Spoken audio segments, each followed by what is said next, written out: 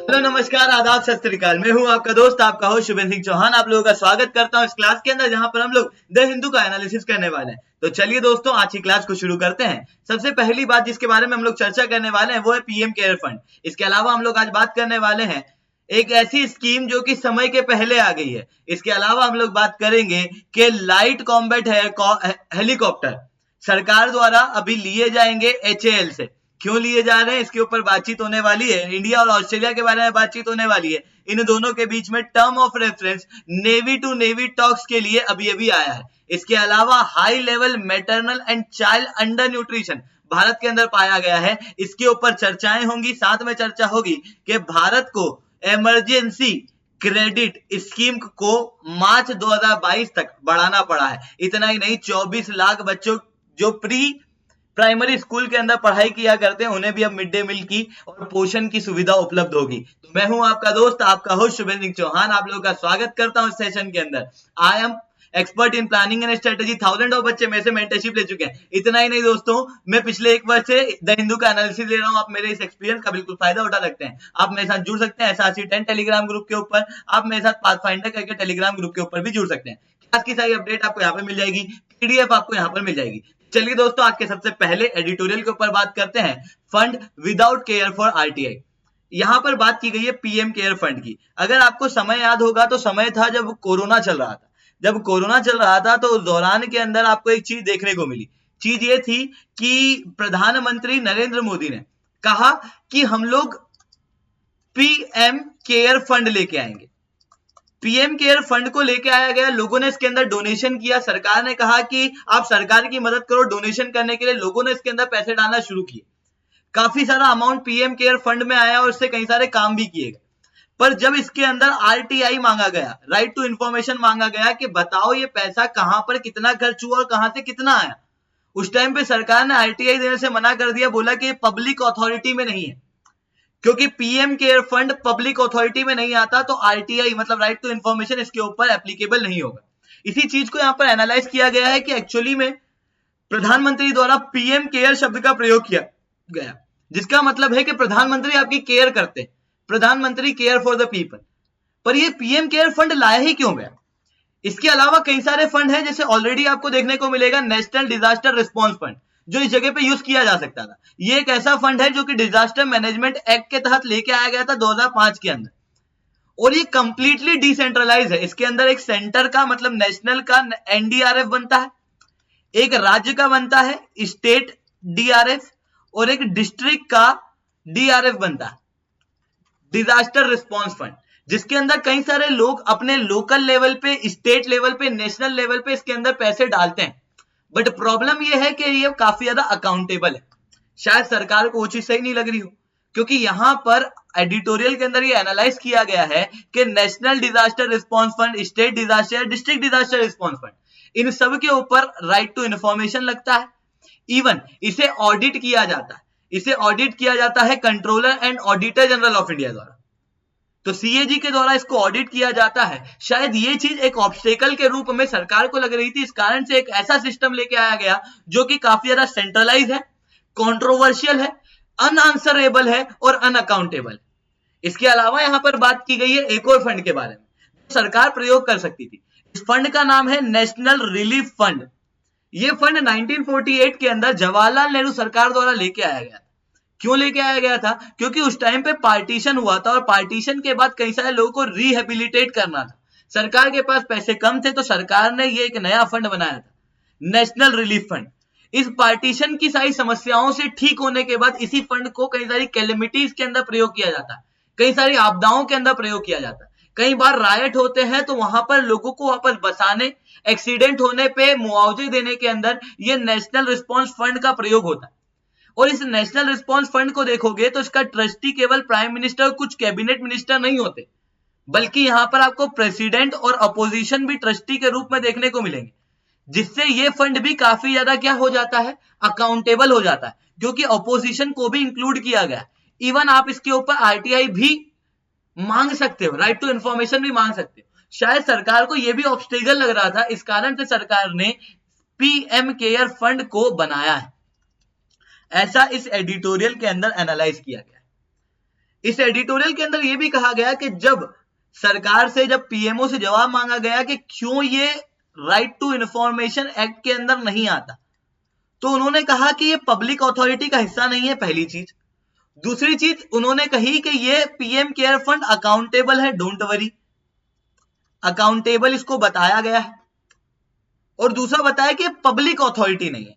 इसी चीज के ऊपर आगे की तरफ हम लोग एनालाइज करने की कोशिश करते हैं कि एक ऐसा सिस्टम, एक ऐसा पीएम केयर फंड जो कि हमारे देश के अंदर काफी मात्रा में अमाउंट इकट्ठे किया हुआ है, वो पब्लिक अथॉरिटी में कैसे नहीं है।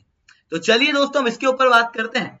तो यह बात ऐसी है कि इसे कहा गया कि ये पब्लिक अथॉरिटी में नहीं है, पब्लिक चैरिटेबल में नहीं है।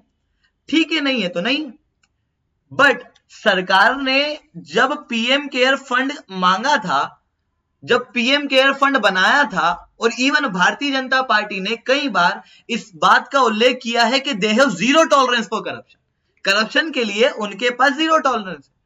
तो ऐसे केस के अंदर एक ऐसा फंड जिसके अंदर कई सारे अमाउंट में पैसे रखे हुए हैं और जिसको काफी ज्यादा यूज भी किया जा रहा है देश में, उसके बारे में लोगों को क्यों नहीं बताया जा रहा। अगर आप करप्शन को टेकल करना चाहते हो तो आपको चीजों को अकाउंटेबल करना पड़ेगा, आपको चीजों को आंसरेबल करना पड़ेगा, जिसके लिए आपको क्या करना पड़ेगा, आपको इस फंड को आरटीआई के अंदर लेके आना पड़ेगा। इसके अलावा अगर मैं बात करूं तो कुछ और भी क्वेश्चन है कि ये पीएम केयर फंड किसी संविधान के तहत नहीं बना, ना ही ये किसी कानून के तहत बना है। मतलब काफी ज्यादा आर्बिट्ररी है, केवल एक वेबसाइट बनी है जिसके ऊपर लोगों ने पैसे डालना शुरू किए। काफी ज्यादा आर्बिट्ररी है, जिसके कारण से ना सीएजी इसके ऊपर ऑडिट कर पा रहे हैं, ना इसे कंसोलिडेटेड फंड ऑफ इंडिया के अंदर डाला जा रहा है। जब ऐसा नहीं हो रहा है तो करप्शन की पॉसिबिलिटी बहुत ज्यादा है। ऐसे केस में करप्शन को अगर रोकना है तो पीएम केयर फंड को आरटीआई के अंदर लेके आना पड़ेगा।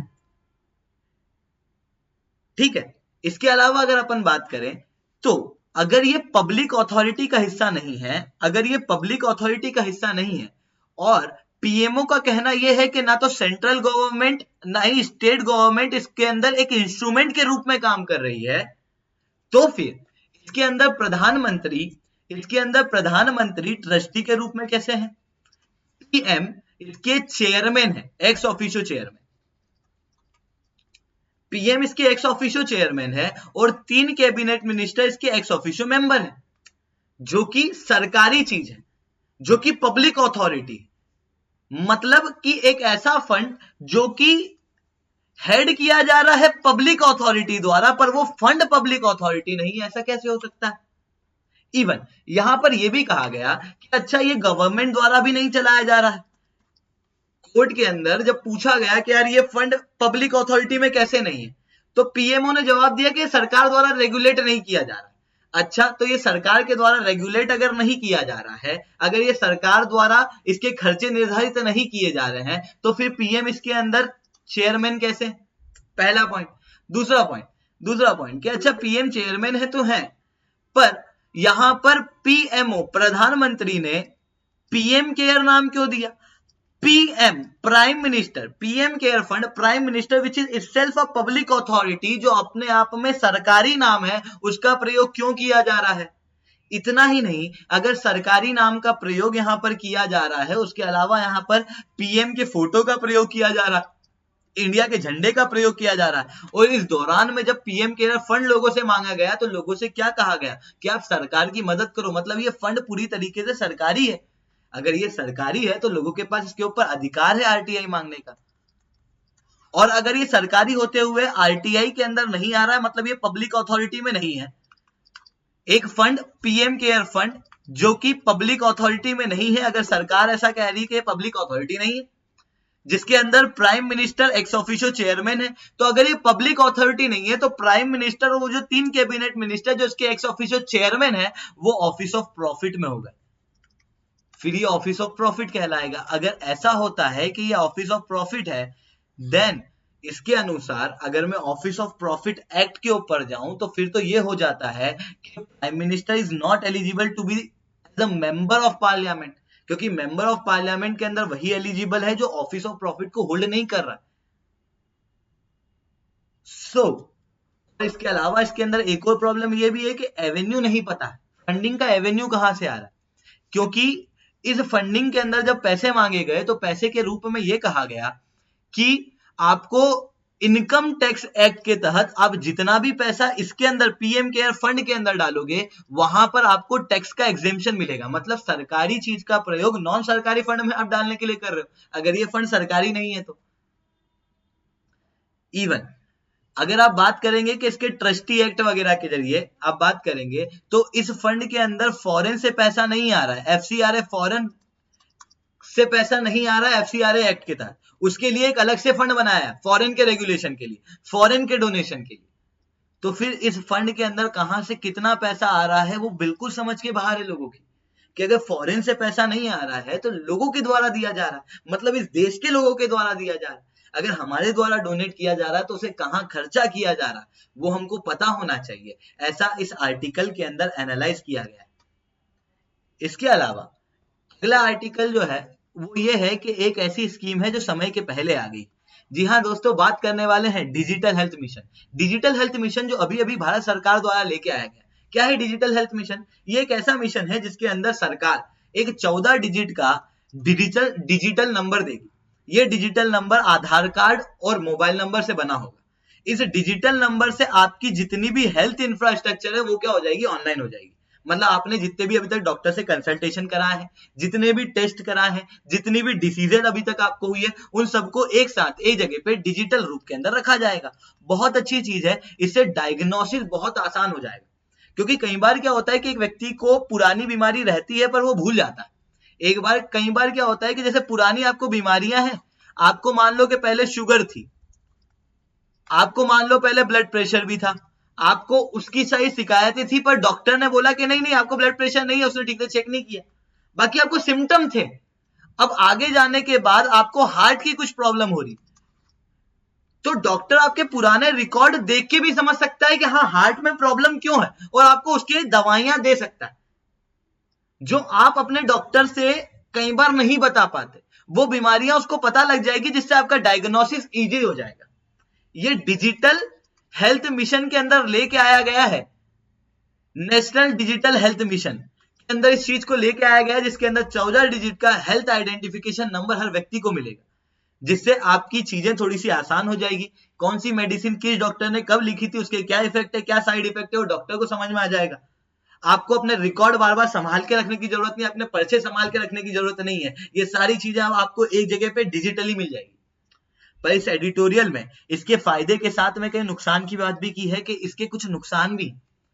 अगर इस मिशन की मैं आपके सामने बात करूं, ये अपने समय से पहले आ गया है। हालांकि सरकार की ये जो स्कीम है नेशनल डिजिटल हेल्थ मिशन, ये बिल्कुल प्रॉब्लम सॉल्विंग अप्रोच की तरफ है। प्रॉब्लम को सॉल्व करने की कोशिश कर रही है, प्रॉब्लम नहीं बता रही है। ये तो बहुत अच्छी बात है, बट प्रॉब्लम ये है कि देश में और भी हेल्थ के अंदर कई सारी प्रॉब्लम है, जो कोरोना के कारण और कई सारी रिसर्च के कारण हम लोगों को समझ में आया। जैसे इस देश की पॉपुलेशन इतनी है, दूसरा देश का फेडरल स्ट्रक्चर, के भारत के अंदर हेल्थ का जो सेक्टर है वो स्टेट के पास भी आता है, वो सेंटर के पास भी आता है। अगर वो दोनों के पास में आ रहा है तो कई बार क्या होता है कि दोनों के बीच में कॉन्फ्लिक्ट उभर के आते हैं, तो हेल्थ के अंदर इतने अच्छे से काम नहीं हो पाता। आप खुद सोचिए कि दूसरी चीज, तीसरी चीज, हेल्थ की कॉस्ट। आप खुद विचार कीजिए, मेरी बात को महसूस करके देखिएगा एक बार कि एक दिन के लिए हॉस्पिटल में आपको एडमिट होने में किचकिचाना पड़ता है कि यार वहां जाऊंगा तो लगभग 10, 12, 15 हजार रुपए सीधे खींच लिए जाएंगे। इतना ही नहीं, किसी डॉक्टर से अगर कंसल्टेशन के लिए जाऊंगा तो वो मुझसे पैसा खींच लेगा। तो आप पहले डॉक्टर के पास नहीं जाते हो, आप पहले मेडिकल वाले के पास जाते हो कि भैया मेरे को चेक कर दो। उसमें आपकी गलती नहीं है, उसके अंदर हेल्थ के इंफ्रास्ट्रक्चर की गलती है, क्योंकि हेल्थ का इंफ्रास्ट्रक्चर ऐसा है, हेल्थ का सिस्टम ऐसा है कि आपकी कॉस्ट ज्यादा लग रही, ड्रग हो, ट्रीटमेंट हो, हर चीज के अंदर पैसा ज्यादा है। ये एक बड़ी समस्या है। इससे बड़ी समस्या भी आपको देखने को मिलेगी कि मेडिसिन के अंदर काफी ज्यादा कॉम्पिटेटिवनेस है। आपके स्टाफ, हमारे देश के अंदर जो स्टाफ है वो पॉपुलेशन के आबादी के अनुसार पर्याप्त नहीं है। 50-50 हजार लोगों पे एक एक डॉक्टर है केवल। गांव के इलाके में जाने पे तो और भी बुरी दिक्कतें आ जाती। इन सारी प्रॉब्लम को शायद पहले सॉल्व करना चाहिए था, इस स्कीम को पहले नहीं लाना चाहिए था। पहले इन सारी हेल्थ की दूसरी प्रॉब्लम को सॉल्व करने के बाद नेशनल डिजिटल हेल्थ मिशन लाना चाहिए था, ऐसा इस एडिटोरियल के अंदर कहा गया। इसी कारण से एडिटोरियल का शीर्षक आप देखिए, a scheme before it's time, एक ऐसी स्कीम जो उसके समय से पहले आ गई। इवन यहां पर और भी कुछ कमियां हैं, जैसे नेशनल डिजिटल हेल्थ मिशन के अंदर सारी चीजें ऑनलाइन हो जाएगी, आपके सारे हेल्थ के रिकॉर्ड ऑनलाइन हो जाएंगे। अब बात ऐसी है कि आपकी जो बीमारियां हैं वो भी अपने आप में कोई सारे लोग प्राइवेट रखना चाहते हैं कि मेरी ये वाली बीमारी लोगों के सामने बाहर ना आए, क्योंकि कई सारी बीमारियां गुप्त तो होती हैं, नहीं बताने की होती है, उन लोगों को नहीं बताना, तो वहां पर उनकी राइट टू प्रिवेसी लग जाती है। पर क्योंकि ये पूरा मिशन उनके जितने भी अभी तक के बीमारी के रिकॉर्ड है उन सबको एक साथ डिजिटली लेके आया जा रहा है, तो ऐसा भी हो सकता है कि उनके इस रिकॉर्ड को मिसयूज किया जा पाए। ऐसा भी हो सकता है कि कुछ लोग मिलके इस नेशनल डिजिटल हेल्थ मिशन से इस डाटा को निकालने की कोशिश करें, जिसके जरिए एक व्यक्ति की प्राइवेसी के ऊपर सवाल उठ जाए। इतना ही नहीं, इतना ही नहीं, कई सारी इंश्योरेंस कंपनियां हैं दुनिया में, इंडिया में, इंश्योरेंस कंपनियां जो कि जिनको पता करना है कि कौन से लोग कितने बीमार है, क्या बीमारी है।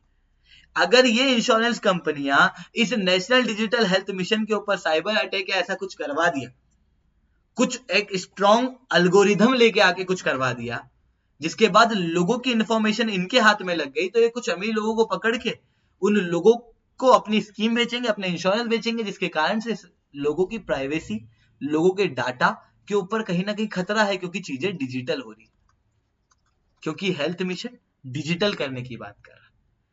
इतनी बात समझ में। इसके अलावा अगली बात करते हैं, defence acquisition council. Defence acquisition council ये वो काउंसिल होता है जो कि देश के अंदर अलग अलग डिफेंस को इंक्लूड करने की बात करता है। जैसे कोई हेलीकॉप्टर लेना है तो उसका प्रपोजल पास यही लोग करेंगे। इसके चेयरमैन होते हैं डिफेंस मिनिस्टर, जो कि अभी के समय में राजनाथ सिंह है। इन लोगों ने मिलकर 13,165 करोड़ की एक डील साइन की है, अप्रूवल दिया है कि 13,165 करोड़ का सामान, डिफेंस इक्विपमेंट एक्विजिट किया जाएगा, आर्मी को दिया जाएगा। इसके अंदर हेलीकॉप्टर होंगे, इसके अंदर गाइडेड म्यूनिशन होंगे, मतलब वो जो रॉकेट के अंदर लगने वाले वो इस तरीके के होते हैं ना, जो छूटते सूं करके जाते फटते हैं वो, और रॉकेट इम्यूनाइजेशन, रॉकेट के अंदर की जो गोलियां जिन्हें दागा जाता है, इन सारी चीज को बनाया जाएगा। और यहां पर यह कहा गया है कि 13,165 करोड़ का सामान लिया जाएगा आर्मी में, जिसके अंदर 11,486 करोड़ का सामान जो होगा वो इंडिजिनस होगा, वो यहाँ के डोमेस्टिक सोर्स से ही लिया जाएगा। आप देखेंगे तो 25 हेलीकॉप्टर, एडवांस लाइट हेलीकॉप्टर जो है वो सरकार HAL, हिंदुस्तान एरोनॉटिक लिमिटेड से लेगी, और इसे एक्सेप्टेंस ऑफ नेसेसिटी भी दिया गया।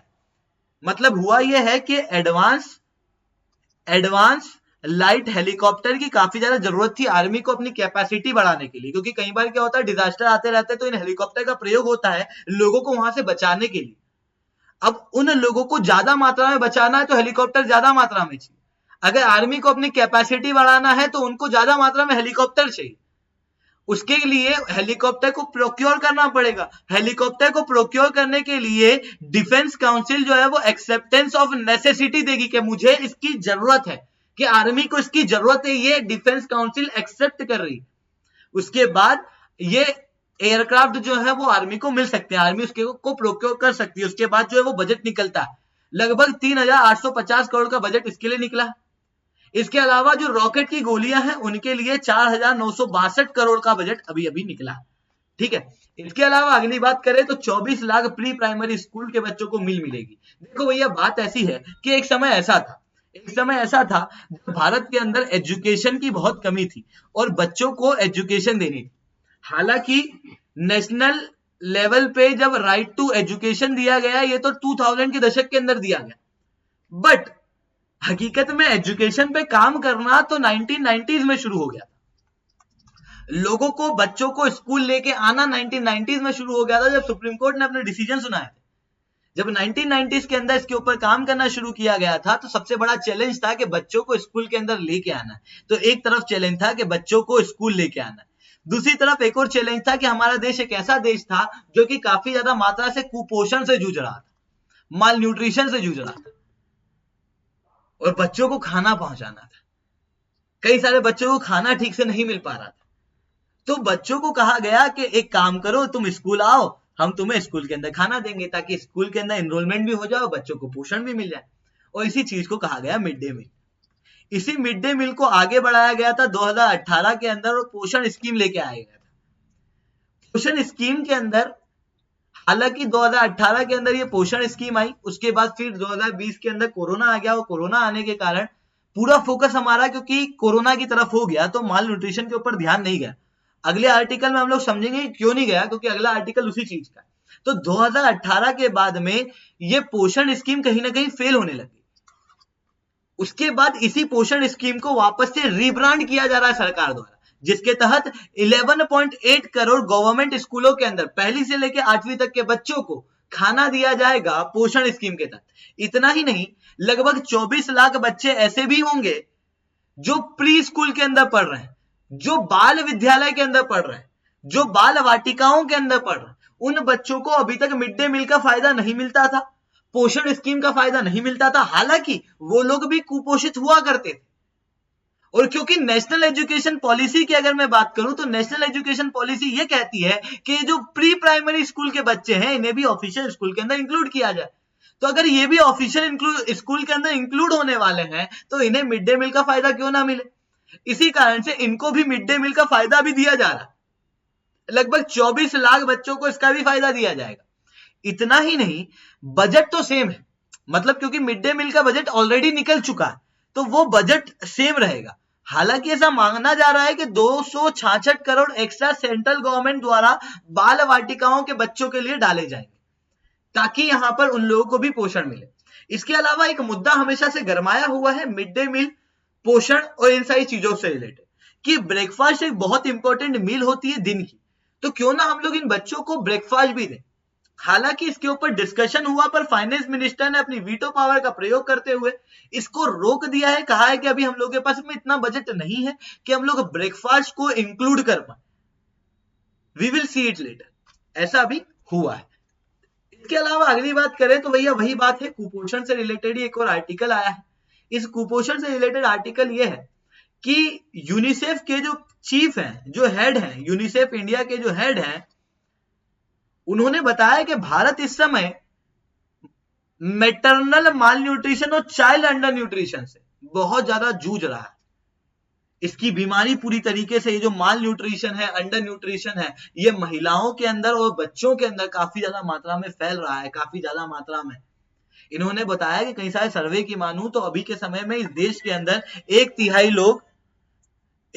लोग ऐसे हैं, 1/3 पीपल ऐसे हैं, 1/3 बच्चे ऐसे हैं जो 5 साल की से कम की उम्र के हैं और उनकी हाइट रिलेटिवली छोटी है। 1/3 बच्चे ऐसे भी हैं जो अंडरवेट है। हर 10 में से 2 बच्चे ऐसे हैं जो न्यूट्रिशनली वेस्टेड है, मतलब उनके अंदर न्यूट्रिशन है ही नहीं, बहुत कम मात्रा के अंदर इनके अंदर न्यूट्रिशन देखने को मिलेगा। ये सारी हालत आपको बच्चों के अंदर देखने को मिल रही है और इसका एक बहुत महत्वपूर्ण रीजन कि बच्चों के अंदर ये माल न्यूट्रिशन अभी के समय पे बढ़ने का कारण कोरोना भी है, क्योंकि एक तरफ पोषण अभियान चलाया गया था माल 2018 में, पर कोरोना के कारण वो रुक गया था। क्यों रुका था? ये पोषण और न्यूट्रिशन के बीच में एक गैप क्यों अभी क्रिएट हो रही है कोरोना के कारण, अगर वो समझने की कोशिश करोगे तो बात ऐसी है कि जब कोरोना हुआ तो लॉकडाउन लग गया तो प्रोडक्शन कम हुआ, प्रोडक्शन कम होने के बाद जब अनलॉक की प्रक्रिया शुरू हुई तो प्रोडक्शन उतना ही रहा, मार्केट में डिमांड बढ़ गई। जब मार्केट में थोड़ी डिमांड बढ़ी और प्रोडक्शन उतना के उतना रहा तो प्राइस देश के अंदर बढ़ गए। आज के समय पे आपको देखने को मिलेगा कि सामान के प्राइस आसमान छू रहे हैं, पेट्रोल के दाम बढ़ गए, जिसके कारण से खानों के दाम बढ़ गए और जो गरीब लोग हैं वो उसको अफोर्ड नहीं कर पा रहे। इस कारण से माल न्यूट्रिशन अपने आप कोरोना के कारण बढ़ रहा है। इस चीज को आप फील कर पाओगे कि जब कोरोना की पहली लहर आई थी तो कई सारे न्यूज आर्टिकल के अंदर प्रवासी मजदूरों की कहानी आई थी, जिसके अंदर कई सारे मजदूर ऐसे थे जो अपने बच्चों को दूध के अंदर पानी मिला के एक टाइम ही पिलाने की क्षमता रख पा रहे थे, क्योंकि पूरी तरीके से लॉकडाउन था, खाने का कहीं से कहीं तक कोई ठिकाना नहीं था। इस कारण से वो कह रहे थे कि यार खाएंगे नहीं तो यूं भी मर जाएंगे, और इस कारण से वो अपने गांव जाने की बार बार मांग कर रहे थे। ऐसे केस में बच्चों के अंदर जितना कोरोना ज्यादा चलेगा आप इस बात को फील कर पाएंगे कि फूड इनसिक्योरिटी उतनी ही ज्यादा बढ़ी। कोरोना के दौरान में स्कूल, आंगनवाड़ी ये सब बंद हो गए। स्कूल, आंगनवाड़ी ये क्या थे? इनके जरिए मिड डे मील चलती है, इनके जरिए आयरन की मेडिसिन बच्चों को दी जाती, कहीं ना कहीं वो नहीं दे पाए तो माल न्यूट्रिशन अपने आप बढ़ गया। जितने भी हेल्थ केयर वर्कर थे उन सबको हमको कोरोना की तरफ फोकस कराना पड़ा, जिसके कारण से मिड डे मील जैसी स्कीम के ऊपर और कई सारे कुपोषण जैसे के ऊपर जो प्रोग्राम चलते थे वो ढीले पड़ गए, और जब ढीले पड़ गए तो अपने आप आपको देखने को मिला कि माल न्यूट्रिशन और बढ़ गया। फैमिली के अंदर कई सारे शॉक मिले, कई सारे लोगों की जॉब चली गई, कई सारे लोगों ने अपने माता पिता को ही खो दिया, कई सारे छोटे बच्चे ऐसे भी हैं। तो माल न्यूट्रिशन उसके कारण भी बढ़ा है। अब इस चीज को आगे के समय में कैसे सॉल्व करना है, तो यूनिसेफ के चीफ ने ये बताया कि हम लोगों को एक स्ट्रॉन्ग लीडरशिप की आवश्यकता है। स्ट्रॉन्ग लीडरशिप यानी कि क्या, नेशनल लेवल पे, स्टेट लेवल पे, डिस्ट्रिक्ट लेवल पे एक ऐसी लीडरशिप की आवश्यकता जो कि पोषण को अपने हाइप पे रखे, अपने टॉप पे रखे, अपनी प्रायोरिटी पे रखे, जो कि बच्चों को पोषण के ऊपर पूरी तरीके से ध्यान दे, चाहे कोरोना हो या नहीं। कुछ ऐसे लोगों को सिलेक्ट करना होगा कि ये बिल्कुल केवल और केवल पोषण के ऊपर ध्यान दे। इसके अलावा accessible high quality timely food pregnant महिलाओं को, एडोलसेंट बच्चियों को, और साथ में 2 साल से कम के बच्चों को, मतलब लड़के लड़कियां दोनों इंक्लूडेड 2 साल से कम, इनको देना पड़ेगा।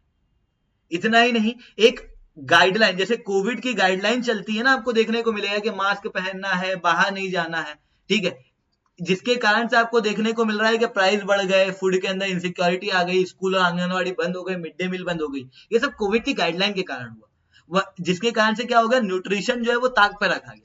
हम लोगों को कुछ ऐसे सॉल्यूशन ढूंढने पड़ेंगे, कुछ ऐसी टेक्निक ढूंढनी पड़ेगी जिसके कारण से गाइडलाइन और न्यूट्रिशन के बीच में, सर्विस डिलीवरी के बीच में एक बैलेंस बना रहे।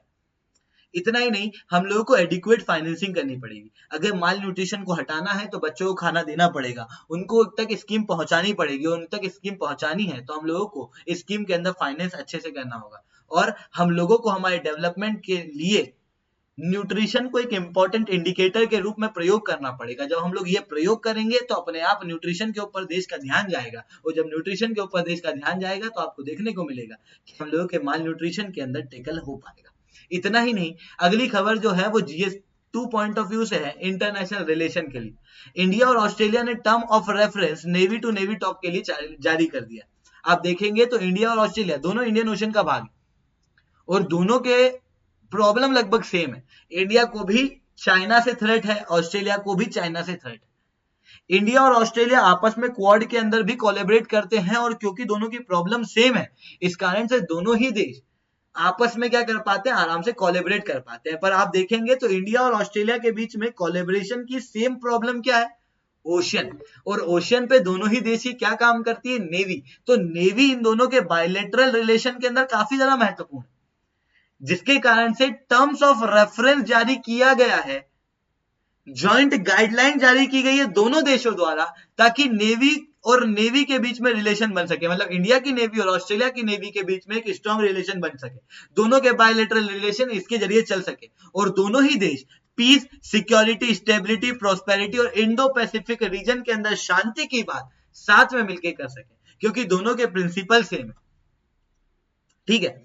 इसके अलावा अगली खबर यह है कि इमरजेंसी क्रेडिट गारंटी स्कीम, ठीक है, ये एक ऐसी स्कीम है जो कि सरकार द्वारा चलाई गई थी। क्यों चलाई गई थी भैया, क्योंकि कोरोना हुआ था, तो कोरोना के दौरान में कई सारे बिजनेस ठप हो गए थे। ये बिजनेस ठप होने का मतलब क्या है पता है आपको, क्योंकि बिजनेस कोई भी होता है वो अपने पैसे पे काम नहीं करता, वो लोन पे काम करता है। तो कई सारे बिजनेस ने क्या किया, लोन ले लिया था, लोन लिया, लोन लेने के बाद कच्चा माल जो है वो अपने यहाँ पर दुकान में डलवा लिया। अब जब कच्चा माल दुकान में डलवाया तो कच्चा माल क्या हो गया, फिर बैठ गया। क्यों बैठ गया, क्योंकि सड़ गया वो पड़े पड़े, क्योंकि लॉकडाउन लग गया, सामान बिका ही नहीं। तो लोन ऑलरेडी था, वो लोन ऐसा कैसा वेस्ट हो गया। अब फिर उसके बाद अनलॉक की प्रक्रिया शुरू हुई। जब अनलॉक की प्रक्रिया शुरू हुई तो भारत के अंदर हम लोगों को डेवलपमेंट कराना था, हम लोगों को प्रोडक्शन कराना था। पर प्रोडक्शन कहां से होता, जो प्रोडक्शन करते उनके पास तो पैसा ही नहीं था। तो उनको कहा गया कि आपको इमरजेंसी के लिए इमरजेंसी क्रेडिट दिया जाएगा, एक लाइन के तहत उसकी गारंटी हम लोग देते हैं। Emergency credit line guarantee scheme इसके तहत चलाई गई थी, जिसके तहत लगभग 1.15 करोड़ एमएसएमई सेक्टर को बहुत ज्यादा मदद मिली, और लगभग 24 सितंबर तक की बात करूं तो लगभग 2.86 लाख करोड़ का लोन दिया गया है। और अभी इस स्कीम को 31 मार्च 2022 तक एक्सटेंड किया जाएगा, और लगभग 4.5 लाख करोड़ की emergency credit line guarantee scheme का प्रयोग किया जाएगा। 4.5 लाख करोड़ रुपए तक का लोन जो है वो लोगों को दिया जाएगा, ताकि मार्केट में पैसा आए। जब मार्केट में पैसा आएगा तो डिमांड क्रिएट होगी, जब डिमांड क्रिएट होगी तो प्रोडक्शन अपने आप होगा, क्योंकि ये जो लोन लिया जा रहा है ये प्रोडक्शन के लिए दिया जा रहा है, जिसके कारण से जीडीपी बढ़ेगी, जिसके कारण से एम्प्लॉयमेंट बढ़ेगा। तो चलिए दोस्तों, आज के लिए इतना ही रखते हैं। इसके अलावा बात करते हैं अनअकैडमी के बारे में। तो ये एक ऐसा प्लेटफॉर्म है जहां पर आपको टॉप रैंकर देखने को मिलते हैं। टॉप 20 के अंदर 7 बच्चे, टॉप 15 के अंदर 15 बच्चे, और टोटल 169 से ज्यादा सिलेक्शन अनअकैडमी द्वारा इस वर्ष दिए गए। अगर आपको अनअकैडमी को ज्वाइन करना है तो आज आखिरी दिन है, बेहतरीन ऑफर चल रहा है। अभी ये सब्सक्रिप्शन जो है वो 40,000 मतलब 10% एक्स्ट्रा डिस्काउंट मिलेगा आपको हर एक सब्सक्रिप्शन पे। 10% का एक्स्ट्रा डिस्काउंट हर एक सब्सक्रिप्शन पे मिलेगा, याद रखिएगा। कोड जो आपको यूज करना है वो है SRC10। तो चलिए दोस्तों, आज के लिए इतना ही रखते हैं। जय हिंद, जय भारत।